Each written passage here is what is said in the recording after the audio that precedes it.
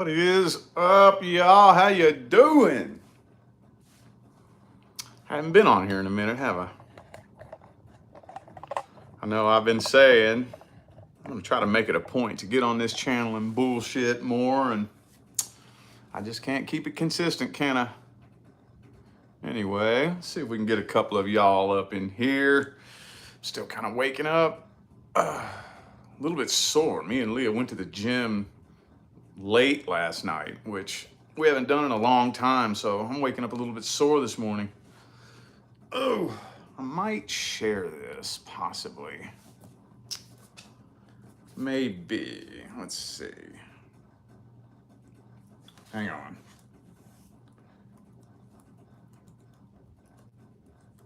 Because I know that since I'm never on this channel anymore, that it's buried at the bottom of everybody's algorithm now. So let me see if I can get a little share. Boo boo be doo hoo, boom boom. All right, hang on a second.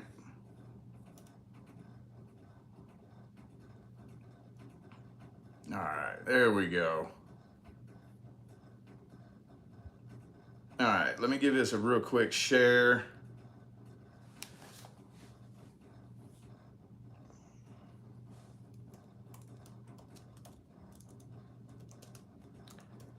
Shooting the shit. All right, oh, there's a couple of you up in here. What's up, y'all? How you doing? How you doing? I just haven't been on here in a minute. I figure I'll hop on here and see what y'all are up to. Oh, what's up, y'all? How you doing? How you doing? How you doing? There y'all are. There y'all are. Happy Sunday. What is up? I'm a little sore this morning, man. Oh, me and Leah went to the gym late last night. She's my gym bro now, so, for the past about year or so, we just work out together. In California, we had a gym in the garage, but it's too hot here in Vegas to put our gym in the garage, so we just put all of our workout stuff in storage, and we just got a gym membership down the street. I kind of prefer that anyway.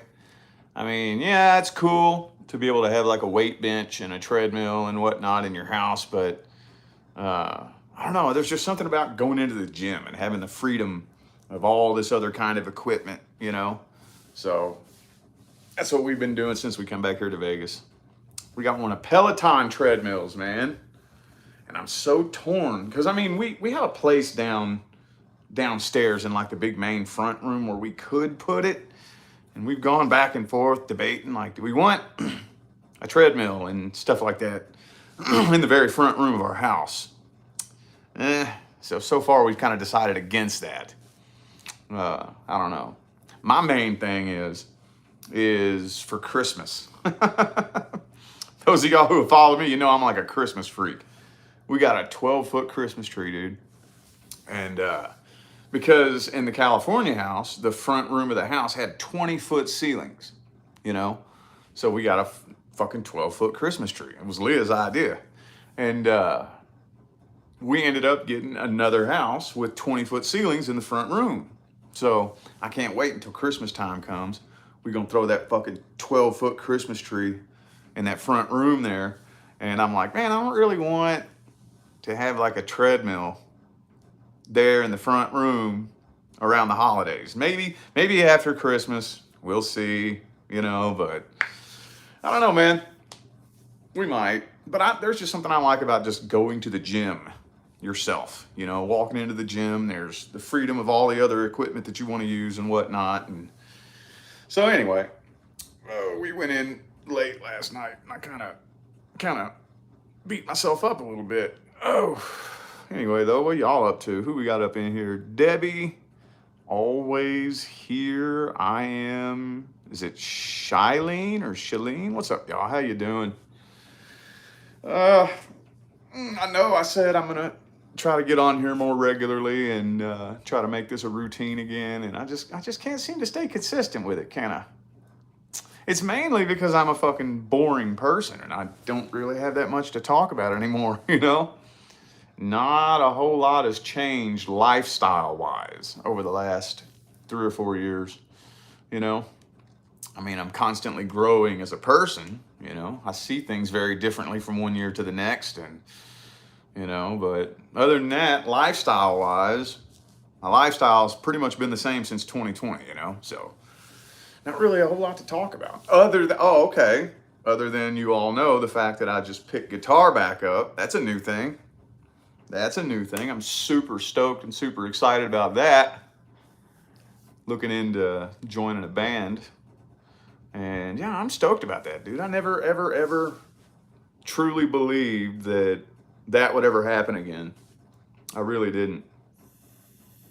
And it's kind of bugged me, honestly, too, because like my grandfather dedicated so much time, money, effort, and energy into like making sure that I developed my skills at the guitar. I remember he was asking me. So here's how it happened. He asked me. I don't know. He would always say, and I never believed him when I was a little kid, but he would always say, "You are so good at anything that you put your mind to." And I didn't really believe him because, you know, when I don't know, I was one of those little kids that I didn't believe adults when they would compliment you. And I would always get compliments from adults when I was a little kid about being so much smarter than a kid my age, and like being really good at anything that I put my mind to. And I never really believed it because you would see adults call some of the ugliest kids cute and some of the dumbest kids smart. So I'm like, you're just trying to be nice, you know? So he kept telling me, you know, I think you would be really good at the guitar. Do you want to learn how to play guitar? And I'm like, no, not really. Not really. And then I'll tell you what it was. For those of you who are around my age, was you a kid growing up in the 90s and watch a lot of Nickelodeon and Disney and whatnot? I saw Johnny Lang do his concert on the Disney Channel. I was about 9 years old back then, and I thought that was the coolest fucking thing I had ever seen in my life. So after I saw that, I ran to my grandpa. I said, "Okay, I want to play guitar now." So he handed me this old acoustic guitar. And believe it or not, the brand of the guitar was Aquarius. That's what was on the headstock of the guitar, Aquarius. And he showed me this simple little scale. And he said, practice that scale forwards and backwards. And in less than a week, I was running through it real quick, forward and backwards. And he says, "Okay, I'm going to get you lessons." He said, "If I get you lessons, will you stick with it?" I said, "Yeah." So he got me lessons. Let's see, was that when I was 9 or 10? He handed me my first guitar and taught me that scale when I was 9. So it was somewhere around then. I was about 9 years old, and took lessons for like 5, 6 years, and just kind of broke away from that and started playing with friends and playing in little bands and shit like that. And like that was pretty much my whole childhood. Sit around. I didn't have friends. I was a loner, you know. So I would sit around in my house and lock myself in a room for fucking 6, 8, 10 hours and do nothing but play guitar, learn new songs and play my favorite songs along with the album, and started playing in bands when I was about 16, 17, 18, and then finally got into my first band, and that was actually a side job. I actually had a little side job as a band when I was in my early 20s. And then my dumb ass fucked that all up, you know? And I just got mad at myself for that and put the guitar down. I got so mad because I was just a dumbass back then, you know? And I screwed it all up. And believe it or not, you wouldn't think that this would be a difficult thing, but it is hard to get a whole group of talented musicians together. It's hard. It's challenging. You wouldn't think it would be that hard, but it's hard. And I was in a group where every one of us was very talented and very musically inclined. And that's just so fucking hard, man. Like 9 times out of 10, you play in a band, you go try to jam with a group of guys, and maybe 1 or 2 of you will be real good and talented, and the rest of them suck, you know, or maybe every now and then, sometimes you're the only talented one, and just everybody else sucks, and nobody knows what in the hell they're doing. And it's just frustrating, and it's annoying, you know? But I got into a group of guys, another guitar player and bass player. He played the bass. I played rhythm and lead guitar. And a really good drummer and a singer, and we were all really good. And if we would have really pushed the envelope, we could have seriously gone further than what we were. At the time, we were just a little cover band, you know. But if we really wanted to push the envelope, we really could have gone some places, and I screwed it all up. I was just young and dumb and fucking, you know, alcoholic, drug addict, chasing girls, and just, I was a buck wild fucking idiot back then. I screwed it all up and got so mad at myself for that I just couldn't touch the guitar. Just couldn't touch it. Completely lost my passion altogether. And over the better part of the last 10 to 14 years, I've picked up a little handful of guitars and tried to reawaken that passion, you know. I remember I grabbed a little Squier Stratocaster when I was shortly after that, about a year or two after that, and that didn't last long, you know. Grabbed me up a Dean EVO when I was like 26. That didn't last long. And I grabbed up a little handful of acoustic guitars and just nothing. It's just, I couldn't play. I would sit and pick around for about 5 minutes and I'm like, I'm bored. I just put it down. I didn't even want to go near a guitar until my wife surprised me with my fucking dream guitar, dude. And I was surprised that she like kept that in mind because she's not really, you know, music savvy. She's not into guitars or anything like that. But I remember 2 years ago, I sent her a picture. I was at Guitar Center getting like, I think a strap for my acoustic. And I saw this solid white Epiphone Les Paul. And I sent her a picture of that. And I said, this is my dream guitar right here. You know, if anything would ever awaken my passion, it would probably be if I got a guitar like this. But I never wanted to take the chance, you know, because honestly, I really didn't want an Epiphone. I really wanted a Gibson. And I've wanted a Gibson Les Paul since I was fucking 12 years old. And I never wanted to take the chance though, because Gibson Les Paul guitars are not cheap guitars by any means whatsoever. They are very high-end guitars. And even the one that I got, it's the base model Les Paul, like one of the lowest models that you can get. It's about 20 years old, used at a pawn shop, $1,000. Like even that's the cheapest Gibson Les Paul you're ever gonna find. It's $1,000, you know, old and used and kind of beat up and paint chipped up a little bit, you know.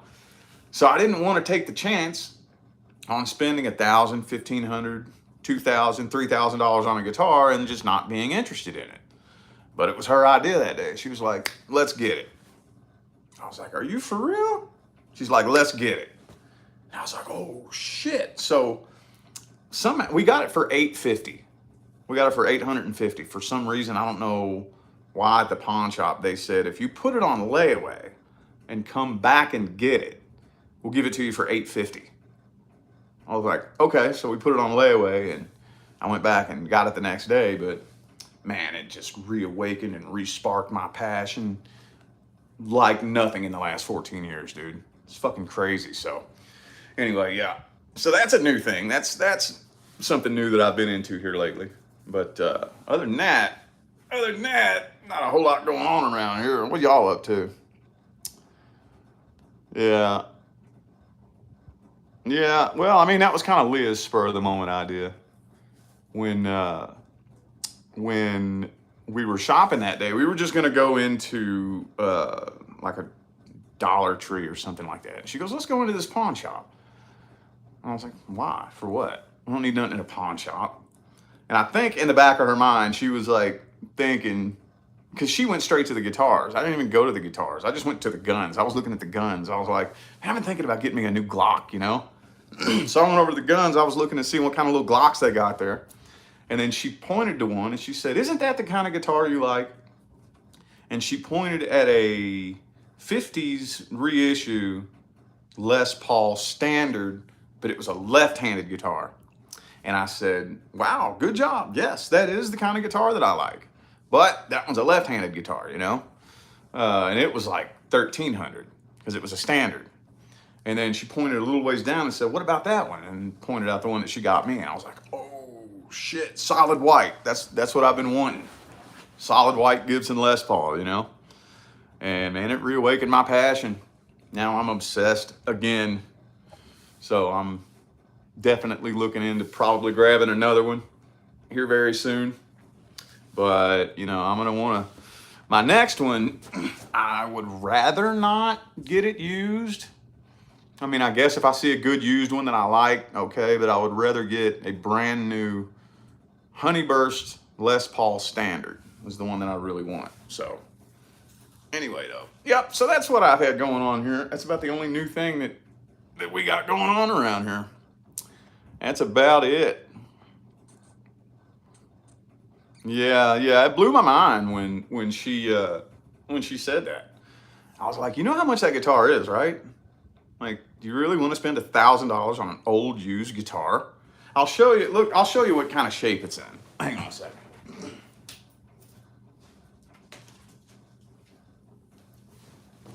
So it's got some imperfections on it.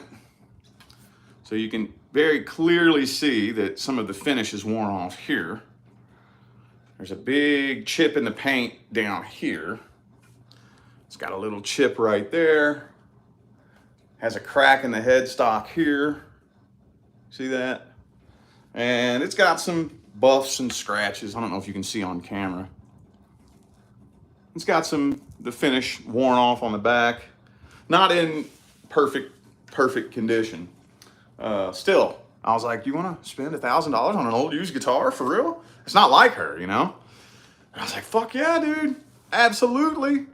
So this has reawakened my passion. I've been wanting one of these since I was a little kid. So I love it. It's gotten me obsessed again, man. So there's this app called Band Mix where you can find like local musicians and whatnot. I've been going through and writing people and trying to see if anybody that, you know, needs a guitar player. I don't even know if now is the time for that just yet. I kind of want to brush up just a little bit more for about 2 or 3 months, you know? I mean, to me, playing the guitar is like riding a bike. I guess it's just because I was so young when I started doing it that it's like second nature to me. I can go 5 years without touching a guitar and pick one up and it's like I was just playing it yesterday, you know? It's just burned into my brain. Kind of like riding a bike, you know? You could go 10 years without riding a bike and hop on a bike and just ride that motherfucker like it's second nature, you know? Playing the guitar to me is very much the same thing. But I still kind of think there's some new techniques that I would like to learn. You know, I would like to branch out and expand technique-wise just a little bit, not a whole lot, before I really start jamming with a band and whatnot.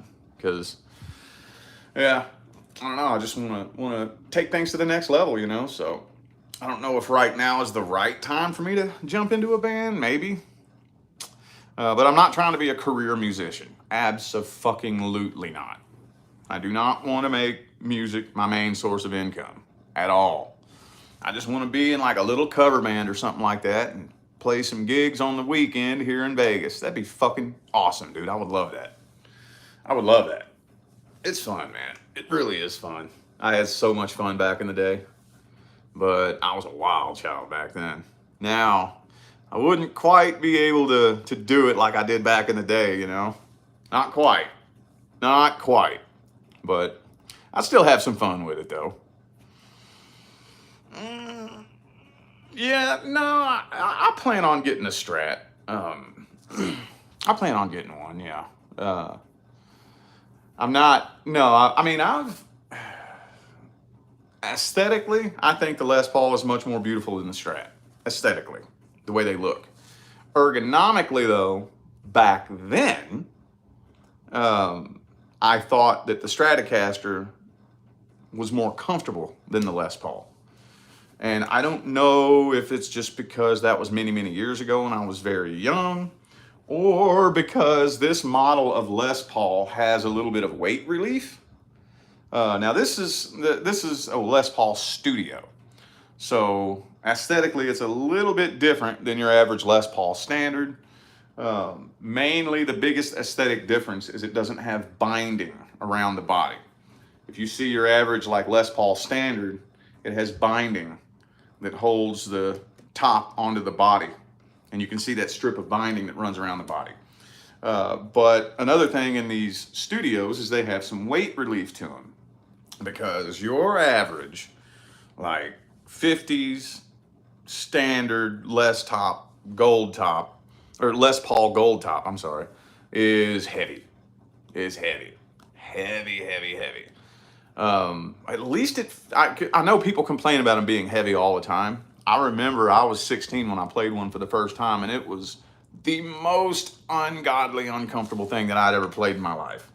At the time, I was playing a Stratocaster that my grandpa built me. My grandpa built me my first Stratocaster. He just went online, or I don't even know where he found all this stuff back then, because the internet was not what it is today, you know. But somehow, somewhere, he found all the parts. Found a body, the fucking pick guard with all the hardware in it, the bridge, you know, the tuners, everything, you name it. He found all the parts and built me a Stratocaster. And I think it was considerably lighter than like a regular Stratocaster. Because again, I don't even know if it was made by Fender, but ergonomically and scale-wise, it was a Stratocaster. But it didn't have anything on the headstock. So he printed out a little decal with my name on it. It said Rich, and he put that on the headstock. So that's the guitar that I played for many, many years. That was my first Stratocaster, and it was very light. Very, very, very light. And then when I picked up a Les Paul for the first time, that Les Paul was every bit of 12 pounds. So this Stratocaster he built me was maybe 6 pounds. So I've been playing a 6-pound guitar for the last 10 years, and you throw something on my shoulders that's double that weight, oh, it was so uncomfortable. So, but I'm so surprised. I don't know if I'm just older and in better shape now, or if it's the weight relief in the studios, but this feels more natural to me than any Stratocaster I've ever owned. Like it just feels natural to me. I was willing. I remember when we got it, when we first put it on the layaway, I was telling myself, well, I'm probably gonna have to dedicate at least a good 3 to 6 months to getting comfortable with that thing, you know. And lo and behold, though, we got it home, and I really started plugging it up and playing it, and I was like, man, this thing just really feels natural. It feels like it's meant for me, you know. So to answer that question directly, though, am I still into Stratocasters? Yeah, I plan on owning one. Actually, I kind of want to do what my grandpa did and build one. I went on Amazon and found all the parts. So I'm thinking about getting all the parts and building me my own Stratocaster, you know. But yeah, I plan on getting one. But yeah, no, as far as what I'm going to play mainly, yes, I have converted to the Les Paul. Absolutely. Absolutely. Wanted one of these since I was a kid. It's fucking, to me, I just think it's the most beautiful, beautiful guitar that ever graced God's green earth. And I've always had a thing for white guitars too. I just always have. I don't know what it is. My first Stratocaster was white. Just something about solid white guitars to me just looks fucking badass. But anywho, that's about it as far as new things, you know, around my neck of the woods. That's about it.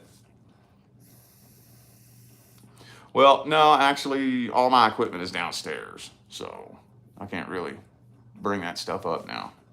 But the pedal that I got is the RP90 Digitech. Super old school, dude. Old school as fuck. I wanted to see, because they don't even make that anymore, you know? But that's what I was using in the last band that I played in, was the RP90 Digitech processor. So on a processor, you can create your own effects. So that's what I liked about it. You know, with a pedal, you only have one effect that comes with it. So you hit the pedal, and then whatever effect it is, that's the sound you're stuck with. Where with a processor, you can create your own effects and tweak them and you can create your own effects. So that's what I was doing with the last band that I played in, and I was like, you know what, I'm gonna grab that up for the house. I doubt I'll ever like play a show with that thing. I don't know, I might. I've done it before.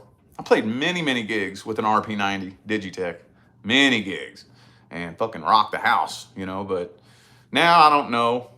Now in 2024, I don't know if I would take that thing to go play a gig. Maybe, possibly, but that's not the plan. The plan is I just wanted to get me a guitar, a cheap little Duty Bean amp, and a little RP90 processor just to sit around and brush back up at the house, you know. Still building the calluses back on my fingertips.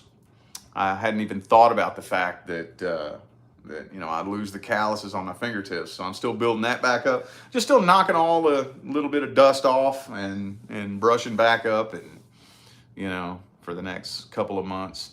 And then I want to get a bigger, better amp. I just got me the cheap little Duty Bean Fender amp for like 50 bucks. The RP90 pedal was like 30 bucks just for sitting at the house. But then whenever I go to start playing with a band, I really want to get Slash's signature pedal. That's what I really want to get. But then I'm going to get me a Marshall. I'm going to get me a nice Marshall amp when the time comes. It's just not quite time for that yet. Not quite. But yeah, that's about all that's new around here. I love it. It's beautiful. Anyway, though, what y'all up to? Well, actually, I only have a couple of my bonsai plants left, honestly. I only got 2 main ones left. I have one of my junipers and a Japanese black pine. You know, the other ones that I brought here to Vegas, as soon as the Vegas sun touched them, it fried them and killed them. Somehow, though, my little Shimpaku juniper and my Japanese black pine have survived. So, got a couple of them left. They still going strong, going good. I don't know how heavily I'm going to get back into that hobby. I think for now, the ones that have survived and are still staying alive, I have them in a good spot in the backyard where they don't get full sun all day. They get maybe 4-5 hours of direct sunlight, and then when the sun goes over the house, they're in the shade. So, you know, I'm just gonna let those little dudes grow and do their thing, and you know, then maybe I might invest in another one. I think I might have told y'all one of the coolest things was when I very first got into bonsai. Was back in 2021. And of course, you know, I was researching and studying and whatnot. And I subscribed to this YouTube channel called Eastern Leaf. And that dude he was just the most badass fucking bonsai artist, dude named Jason. And I was a big fan of that channel for 2 or 3 years. And we ended up moving to California. And I remember thinking, you know what? I remember hearing that dude say that he's in California. I wonder where he's at. So I go look it up on Google. He's right on the other side of town. I was like, what? Holy shit. I moved to the same town, basically, that dude with that YouTube channel was living in. So I went and visited their nursery and grabbed up a nice fucking big Cascade bonsai, but couldn't bring it. It couldn't fit. When we moved here and came here to Vegas, we cram-packed every fucking thing we could possibly fit in one truck and all of our cars. And anything that didn't fit, and I'm telling you, we cram-packed it. We cram-packed it. So anything that didn't fit had to either be given away or stay behind. So didn't get to keep that one, but oh well, that was still cool as fuck though. I was like, oh wow, okay. Anyway, though, yeah, they're doing good. They doing good. Still got a couple of the cactus plants that I've had since we first moved to Vegas back in 2020. I have I still have about 5 of those. about 5 of those. Since the bouncing around that we've done over the past few years, my plant collection has kind of gone down a little bit, but I'm just going to kind of keep it for now and not add to it. We want to make sure that now we're planting roots. Okay, we're planting roots. This was the past couple years has been a very, very interesting learning experience. We both, well, I learned pretty much right off the bat. It didn't take me a year living in Vegas before I realized this is my fucking home. This is my home. It didn't take me a year to realize that. And then leaving Vegas and going to California was one of the hardest things I ever made myself do. And Leah didn't realize it until we left Vegas and was in California for about 8 months to a year before she realized, yes, Vegas is home. So that's one thing that we kind of agreed upon together that we both learned, is that, what? There's no need to keep bouncing around. We know where home is. And I've told her I've lived in a lot more places than she has. I've stayed in a lot more places than she has. I have visited, lived in, stayed in so many states, cities, towns, from fucking coast to coast, from the fucking East Coast to the West Coast and so many in between. And I've told her, you're not really missing much. Not really. I mean, after a certain point, everything kind of just looks the same wherever you go, But I love Las Vegas because, like, everything that exists on planet Earth is all here in this one city. I would very safely say that this is like the melting pot city of the fucking planet. I mean, you name it. You name a fucking culture, a religion, a walk of life, fucking food, you name it. Everything that exists on planet Earth can be found here in Vegas. I just love it, man. Something about the energy. I don't know what's going on with the energetic vortex. I've heard a lot of tale about the energetic vortex of Las Vegas, but it's the only place that I have ever felt at home at in my life. I never even felt at home where I was born and raised. Never felt like I belonged, never felt at home, never felt comfortable, never felt happy anywhere, ever, nowhere. And this is the only place that I've ever felt happy, comfortable, and at home. So, we both learned a pretty valuable lesson that there's no need to go anywhere. No need, no point. We'll just stay here. And I guess maybe if the universe wants to move us along somewhere, then okay. But as far as like getting up off the path and trying to, go carve out a new path, no. Now, we're going to sit here and chill until the universe very obviously wants us to leave. And knock on wood, I hope that's not anytime soon. So, anyway, I don't know where I was going with that. Anywho, yes, I absolutely am still running. You bet your damn skippy ass. Went on a late night run last night. I might go on one here this morning too. Hell yeah, I still run. But that's crazy though, because like I said, at the end of 2023, I kind of fell off for like the last 3 months. September or around October, November, December 2023, I fell off. And by 2023, I was running 5 miles a day, 7 days a week. I'd get on and I would run 5 miles a day. And you would be surprised. It took me about 3.5 years to get to the point where I was running 5 miles a day. When I first started back in 2020, I couldn't run a quarter mile. And it took me 3.5 years to get to the point where I was running 5 miles a day. I fell off and quit running for 3.5 months and lost all that progress. Lost it all. Had to start over from day one.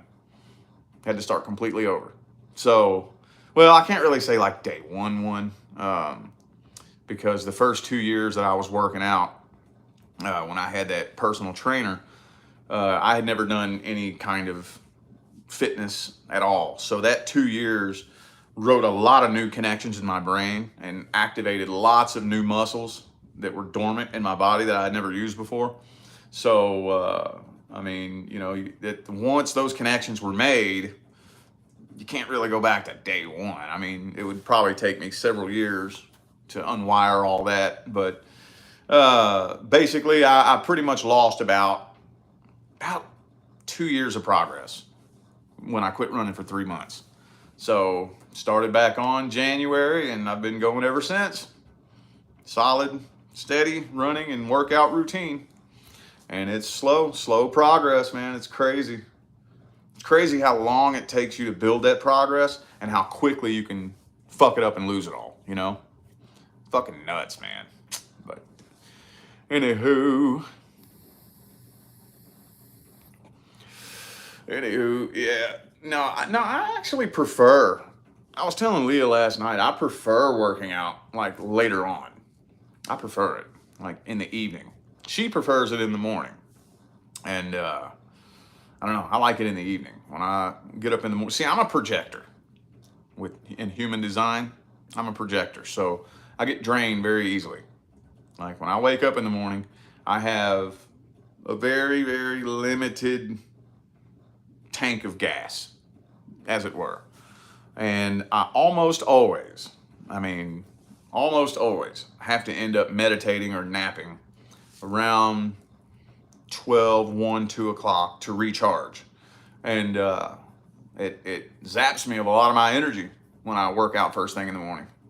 So I definitely, when I work out first thing in the morning, I absolutely have to have a nap around 12 to recharge so that I can keep working and, you know, all that stuff. But I like it at night. I like working out at night. I don't know what it is about, for some reason, when the sun goes down, my energy boosts up. That's one of the reasons why most of the time you see me on my main channel working at night. I try to work early in the day, and today I'm probably gonna try to get some work done during the daytime.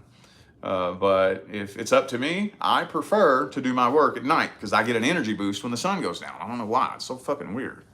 Really strange. But yeah, no, I like working out later in the evening or at night, you know, 7, 8 o'clock at night. I don't know what it is. I get such a better workout in. I have so much more energy. I'm so much more motivated. Feel so much better at nighttime for some reason. I don't know why. I don't know why. I have no idea. Oh, the 2222s? I don't know. I just asked her about that the other day. I think she likes to do that near the end of the month, I think. I don't know. I'll ask her. I know that tonight we're going to be doing our TikTok. We do a TikTok live now where I'll answer a little $10 question. But we got a little TikTok chat thing that we kind of started because I've been branching out and playing around. You know, TikTok, though, is so confusing and so hard to get used to. I've tried so many times over the last couple of years to start playing with TikTok, and it's so hard for me to get used to. But and I started playing around with reading on TikTok, and me and her went live and had a little chit chat, hang out, read for the zodiac signs, answer a $10 question, something like that. And we decided that until whenever, we're going to try to make it a point to do that once a week. So we're going to be doing that tonight or this evening at some point. So, but as far as the 2222s, I think she prefers to do that near the end of the month, I think. I don't know. I'll ask her, though. So, anywho, though, I really want to try to make this a normal part of my routine. I know I say that every single time, and you know, I never end up staying consistent with it because I don't have much to talk about. But maybe now that I've picked up a new hobby, well, an old hobby, maybe that'll give me something new to talk about. But I don't know. I'm just really excited about this.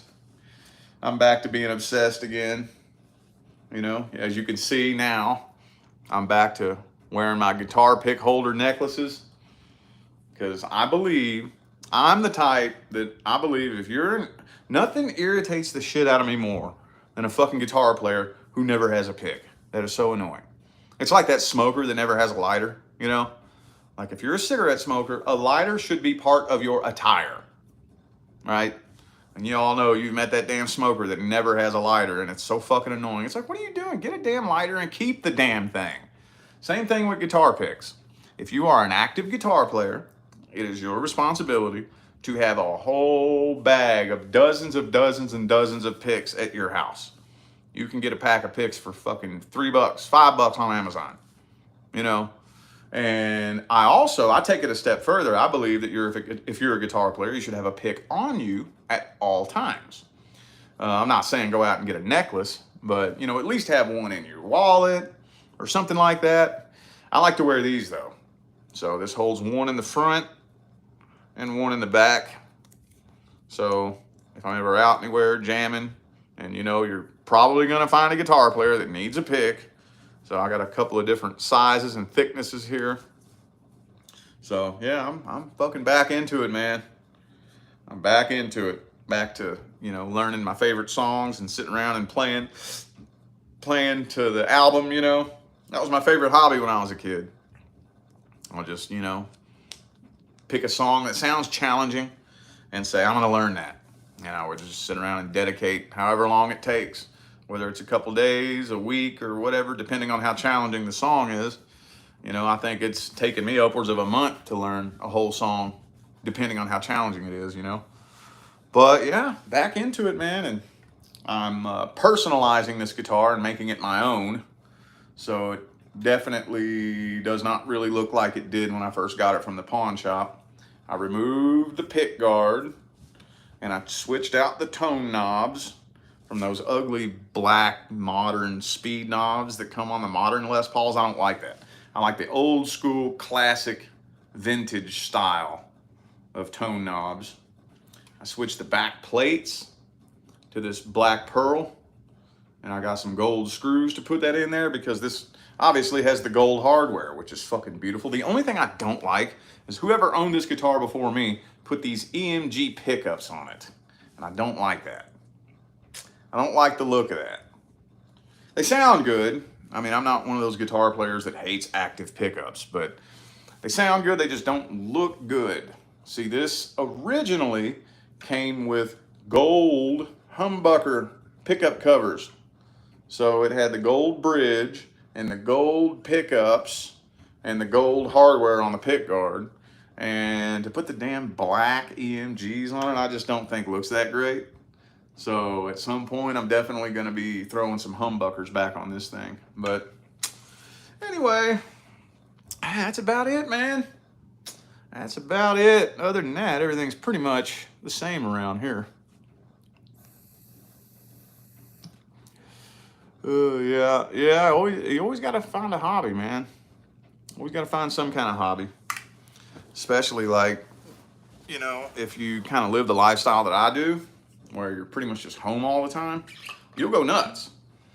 I remember when I very first became a full-time, you know, career YouTuber, I went nuts for about the first year or so. Like, I was going crazy. It's like, what am I gonna do? There's nothing to do. Like, we all think that, you know, we want to get to that point in life where we can just laze around and not do nothing. And then it's nice at first, but then after a while, you'll start going nuts. Start getting bored as fuck. Like, what am I gonna do with my time? Just sitting around and doing nothing all day. It'll start driving you a little bit crazy. It will. So that's when I started playing around with the plants and shit, you know. Bonsai, I think, was like the first hobby that I got into. And then I tried to pick the guitar up. You remember for my 33rd birthday? Yeah, for my 33rd birthday, that's when I went and got that acoustic guitar. And I was kind of hoping that that would spark my passion for music again, and it didn't. It didn't, but, you know. Now, shit, man, I'm fully fucking back into it and looking forward to it. I'll let y'all know, man, whenever I get into a band. When I get into a band and we start jamming and playing, I'll definitely be letting everybody know, you know, hey, we're going to be playing a show. If you want to come to Vegas, maybe have a little drink, listen to some rock and roll. We're going to be playing at this venue or this club or whatever the case may be. That'd be cool, man. You know. Anywho, though, it's about time for me to hop on out of here. I never stay on here for a full hour anymore, do I? Yeah, no, that's matter of fact, yeah, that's exactly what Leah said. Because the other day we went out and she took me to Guitar Center. She goes, "You want to go to Guitar Center?" I was like, "Yeah," you know. I'm going around looking at the guitars and shit, and you can tell that she doesn't know anything about what's going on. But I was like, "Are you bored?" She's like, "I don't care. Do what you want to do." She said, "I'm so glad that you're excited about something, because I don't get excited very easily. I'm kind of a boring dude. Like off camera. See, when I'm on camera, I have a job to do, you know, and in order to do my job, I am required to grab an audience's attention and hold it. So when I go on camera, I flip the switch and just dump it all out. But off camera, I'm very quiet. I'm very, very quiet and introverted. I am not a social butterfly. I'm not easily excited. I'm kind of jaded, honestly. I'm a very jaded person. I don't get excited very easily. So she said that, you know, she loves the fact that I'm excited about something. So yeah, I think that could come with spiritual awakening too. And I know that Leah's been kind of battling with that ever since she has been going through her spiritual awakening. The things that she used to be excited about, you know, now, you know, when it comes to like even just making friends, once you really begin to awaken spiritually, even making friends is hard. It's difficult. It's hard to have just a regular conversation, you know, with a fucking 3D Matrix bot. And that's one thing that she's been learning over the past few years. And yeah, I'm glad to have found something I'm excited about too. Something to look forward to, you know? So anyway, though, I'm gonna jump on out of here. I will ask Leah if she wants to do 2222s again here soon. She may not, but pretty sure we're going to be doing our TikTok live tonight. So now we don't really have it all that structured. We were trying it with Cash App, but that was kind of annoying. It wasn't. It was a pain in the ass last time. So we might try to come up with a different little thing, maybe PayPal or. I don't know if she wants to go on the website, maybe. I might see if she wants to go on the website and create a little thing through Square where it's just for TikTok Live. And I think last time we were doing like a $10 question or like a $20 one spread, you know, or something like that. But I'll be announcing it. I'm 95% sure that that's all good to go tonight. Not 100% sure, but about 95% sure. So I should be announcing that later on if you want to come jump on TikTok and shoot the shit with us. But other than that, I'm going to go ahead and get out of here now, y'all. Y'all enjoy the rest of your day.